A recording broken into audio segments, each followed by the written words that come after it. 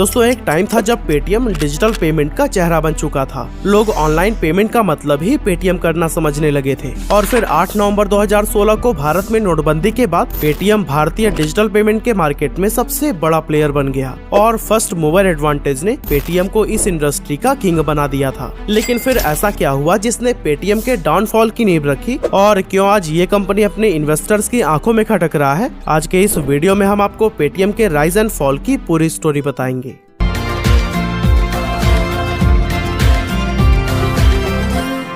Account से Paytm करो। तो दोस्तों 22 फरवरी 2022 को साउथ दिल्ली की डीसीपी बेनीता मैरी जैकर की कार को एक तेजी से आती लैंड रोवर ने टक्कर मार दी। दिल्ली पुलिस ने उस इंसान को अरेस्ट किया, लेकिन बाद में वो बेल पर छोड़ दिए गए। वो इंसान कोई और नहीं बल्कि पेटीएम के founder and CEO Vijay Shekhar Sharma थे।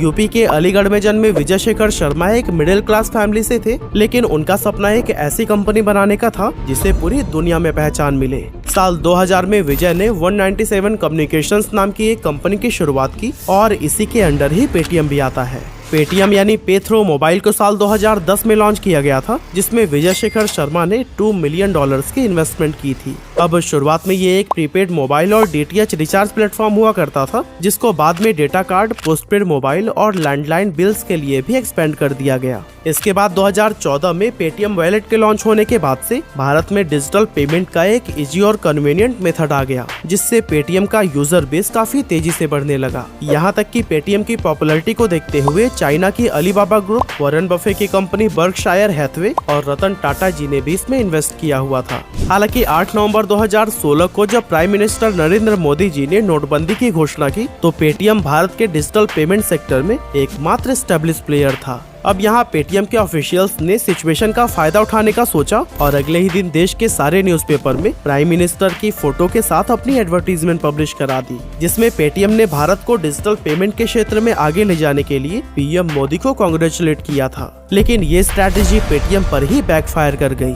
एक्चुअली अपोजिशन पार्टीज ने आरोप लगाया कि नोटबंदी की मदद से बीजेपी ने पेटीएम को फायदा पहुंचाया है और पेटीएम को सारे सिचुएशन के बारे में पहले से ही पता था। हालांकि पेटीएम ने इस पॉलिटिकल कंट्रोवर्सी पर ज्यादा ध्यान नहीं दिया और मौके का फायदा उठाने पर कंसंट्रेट किया, और यही वजह थी कि महज 1 महीने के अंदर ही पेटीएम के यूजर 14 करोड़ से बढ़कर 27 करोड़ पहुंच गए थे। साल 2015 में पेटीएम ने अपने पेमेंट बैंक की भी शुरुआत की, जो कि आज के समय में उनका एकमात्र प्रॉफिटेबल प्रोडक्ट है। 2017 में इस बैंक को रिजर्व बैंक ऑफ इंडिया से भी अप्रूवल मिल गया और पेटीएम का यूजर बेस और भी ज्यादा स्ट्रॉन्ग होता चला गया। हालांकि 2018 में कुछ केवाईसी दिक्कतों की वजह से इनके नए अकाउंट ओपनिंग पर रोक लगा दिया गया था, पर अगले ही साल इन्हें दोबारा से आगे बढ़ने के लिए अप्रूवल मिल गया। हालांकि आगे चलकर 2022 में भी पेटीएम पेमेंट बैंक और आरबीआई के बीच कुछ गड़बड़ियां देखने को मिली, पर तमाम बैन के बावजूद पेटीएम पेमेंट बैंक काफी सक्सेसफुल रहा और इसने पेटीएम की ग्रोथ में इम्पोर्टेंट रोल निभाया।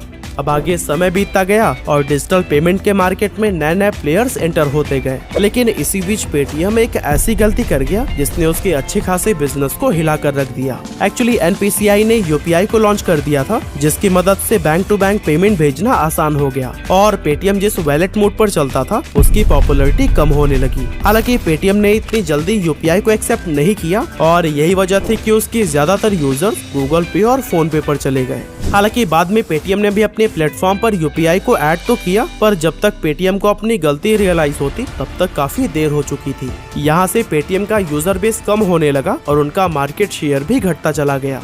अब साल था 2021 का, जब 8 नवंबर को पेटीएम अपना आईपीओ लेकर आती है। इसकी मदद से वो $20 बिलियन की वैल्यूएशन पर $2.3 बिलियन राइज करते हैं, यानी कि करीब 18,300 करोड़ रुपए।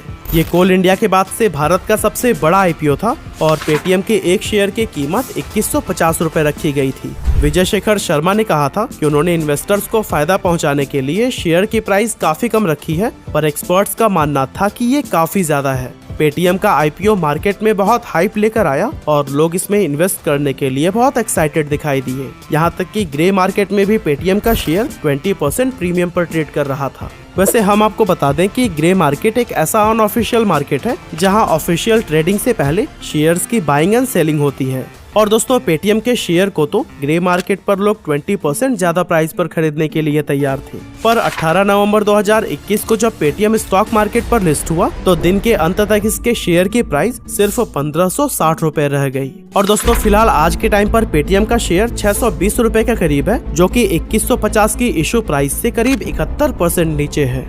आगे वीडियो में हम उन रीजंस के बारे में जानेंगे जिनकी वजह से पेटीएम जैसे बड़े फिनटेक कंपनी का भी आईपीओ फेल हो गया। लेकिन उससे पहले अगर आप अपने बिजनेस या लाइफ में फेल नहीं होना चाहते तो फिर मैं आपको रिकमेंड करता हूँ how to become a leader और बिजनेस सीक्रेट जैसे ऑडियो बुक्स को जरूर सुनिएगा। ये और ऐसे ही हजारों ऑडियो बुक्स आपको India's leading audio show platform Kuku FM पर मिल जाएगा। इस प्लेटफॉर्म पर आप हिंदी और इंग्लिश के अलावा अपने रीजनल लैंग्वेजेस में भी बुक्स को सुन सकते हैं। और हाँ, कुकू एफएम से बात करके हमने आपके लिए फर्स्ट मंथ के सब्सक्रिप्शन पर 50% का डिस्काउंट भी कराया है। बस LH50 कूपन कोड का यूज करना है और फर्स्ट मंथ का सब्सक्रिप्शन सिर्फ आपको 49 रुपए में मिल जाएगा। इस ऑफर का फायदा आप प्ले स्टोर से ऐप को डाउनलोड करके या फिर नीचे डिस्क्रिप्शन में दिए गए लिंक से भी उठा सकते हैं। हालांकि चलिए अब हम जान लेते हैं कि आखिर वो क्या रीजंस थे जिनकी वजह से पेटीएम का आईपीओ इतनी बुरी तरह से फेल हो गया। अब सबसे पहले तो मैं आपको ये बता दूं कि पेटीएम के आईपीओ लाने के फैसले में कोई भी गलती नहीं थी। 2021 में लगभग 65 कंपनीज अपना आईपीओ लेकर आई थी और ज्यादातर कंपनीज का परफॉर्मेंस बहुत अच्छा रहा, पर दो ऐसी कंपनीज थी जिनका आईपीओ बुरी तरह से फ्लॉप हुआ। पहली पेटीएम और दूसरी कारट्रेड। बेसिकली दोनों ही लॉस मेकिंग कंपनीज थी और दोनों ने हाई वैल्यूएशन पर अपने आईपीओ लाए थे। पेटीएम ने $20 बिलियन की वैल्यूएशन रखी थी, जो कि उस समय करीब 1.4 लाख करोड़ रुपए के बराबर थी, जबकि पेटीएम का रेवेन्यू महज 3300 करोड़ रुपए का ही था। अब दोस्तों एक कंपनी के शेयर का प्राइस और उसकी अर्निंग के रेशियो को प्राइस टू अर्निंग रेशियो या पीई रेशियो कहते हैं। अब क्योंकि पेटीएम एक लॉस मेकिंग कंपनी है, इसीलिए हम इसका प्राइस टू अर्निंग रेशियो नहीं निकाल सकते और ऐसी कंडीशन में हमें इसका प्राइस टू सेल्स रेशियो निकालना होगा, जो कि पेटीएम के केस में 35 आता है। मतलब हम सिंपली समझे तो इस कंपनी को अपने इन्वेस्टर्स का प्रॉफिट कराने के लिए हर साल 400% के रिटर्न देने होंगे, जो कि लगभग इम्पॉसिबल है। अब दोस्तों ग्लोबल स्टैंडर्ड पर देखें तो $20 बिलियन के लगभग की वैल्यूएशन वो कंपनीज मांगती हैं जिनका रेवेन्यू पेटीएम से कम 9 गुना ज्यादा होता है। लेकिन पेटीएम कम रेवेन्यू के बावजूद हाई वैल्यूएशन के लिए गई, जो कि पहले ही दिन से अपने इन्वेस्टर्स के साथ बहुत बड़ा धोखा था। हालांकि पेटीएम का वैल्यूएशन ही इसके आईपीओ के फेलियर का एकमात्र कारण नहीं था। बेसिकली प्राइवेट कंपनीज और पब्लिक कंपनीज के लिए फंडिंग का गेम बहुत अलग अलग चलता है। प्राइवेट कंपनीज फंडिंग काफी आसानी से हासिल कर लेती हैं और अपनी वैल्यूएशन को बहुत ज्यादा बढ़ा लेती हैं,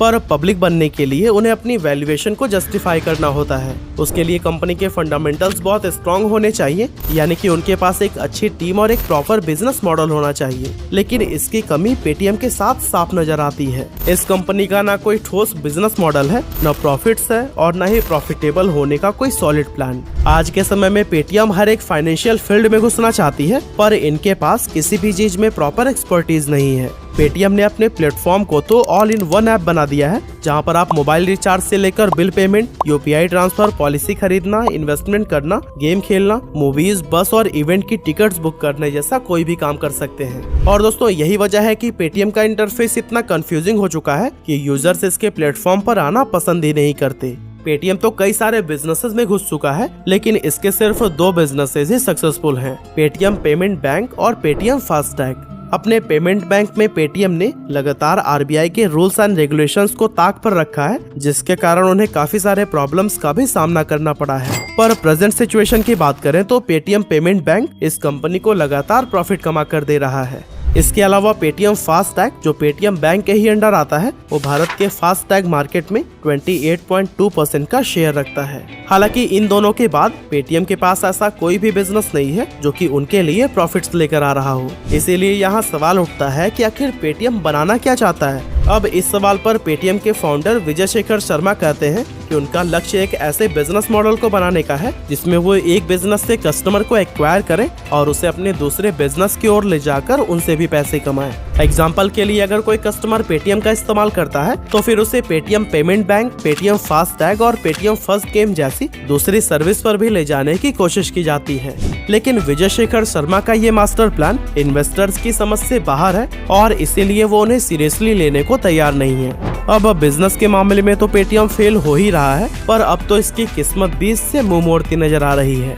एक्चुअली पेटीएम के पास दूसरे फिनटेक स्टार्टअप के कंपैरिजन में एक ही एडवांटेज था और वो था उनका वास्ट यूजर डेटा, जिससे वो मार्केट में लीड ले सकते थे। पर 2021 में आरबीआई के अकाउंट एग्रीगेटर नेटवर्क इनिशिएटिव ने पेटीएम से ये भी छीन लिया। इस इनिशिएटिव के तहत भारत के सारे फिनटेक स्टार्टअप्स एक दूसरे के यूजर डेटा को इस्तेमाल कर सकते हैं। मतलब कि अगर पेटीएम को पता है कि उनका कस्टमर इन्वेस्टमेंट करने में इंटरेस्टेड है, तो फिर उनका ये डेटा फोन पे, गूगल पे और दूसरी फिनटेक एप्स के पास भी होगा। और दोस्तों, इसी के कारण पेटीएम के हाथ से रेवेन्यू जनरेट करने का एक और तरीका छिन चुका है। मगर फिर भी आप अगर नोटिस करेंगे तो पेटीएम लगातार एक्सपेंड कर रहा है और नए नए बिजनेसेस में हाथ आजमाता जा रहा है। ऐसा इसलिए क्योंकि ऐसी कंपनीज का मेन फोकस प्रॉफिट कमाने पर नहीं, बल्कि कस्टमर का बिहेवियर चेंज करने पर होता है। पेटीएम आपको अपने प्लेटफॉर्म के थ्रू पेमेंट करने पर रिवॉर्ड और कैशबैक इसलिए देता है जिससे आपको उनके प्लेटफॉर्म की आदत लग जाए और आप इनके इकोसिस्टम में ही फंस कर रह जाओ।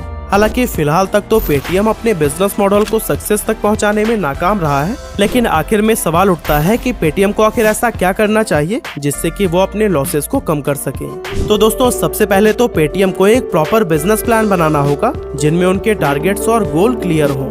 इससे वो इन्वेस्टर्स के बीच भरोसा कायम रख पाएंगे और उनके शेयर्स की प्राइस और नीचे नहीं आएगी। पेटीएम को ये समझना होगा कि भारतीय इंटरनेट यूजर्स को सारी सर्विसेज एक जगह पर नहीं चाहिए, बल्कि वो चाहते हैं कि उन्हें हर सर्विस फास्ट एंड एफिशिएंट तरीके से मिले। लाइक अगर वो मोबाइल रिचार्ज करना चाहते हैं तो वो बिना किसी रुकावट के हो जाए। कहने का मतलब यह है कि पेटीएम को 50 सर्विस शुरू करने पर फोकस न करते हुए सिर्फ उन सर्विसेज को ही प्रोवाइड करना चाहिए जिसमें कि उनकी एक्सपर्टीज हो। इससे पेटीएम का यूजर इंटरफेस भी काफी इम्प्रूव होगा और अल्टीमेटली लोग उनके प्लेटफॉर्म पर आना पसंद करेंगे। होपफुली आने वाले समय में पेटीएम प्रॉफिटेबल बनेगा और अपने इन्वेस्टर्स को हुए लॉस को प्रॉफिट में बदलेगा। वैसे पेटीएम को वापसी के लिए क्या करना चाहिए, आप अपना ओपिनियन भी हमें कमेंट में जरूर बताइएगा। और हाँ, कुकू एफएम के ऑफर को भी ग्रैब करना ना भूलिएगा। ऐप अभी डाउनलोड करिए और LH50 कूपन कोड का यूज करके पहले महीने का सब्सक्रिप्शन सिर्फ 49 रुपए में पाइए।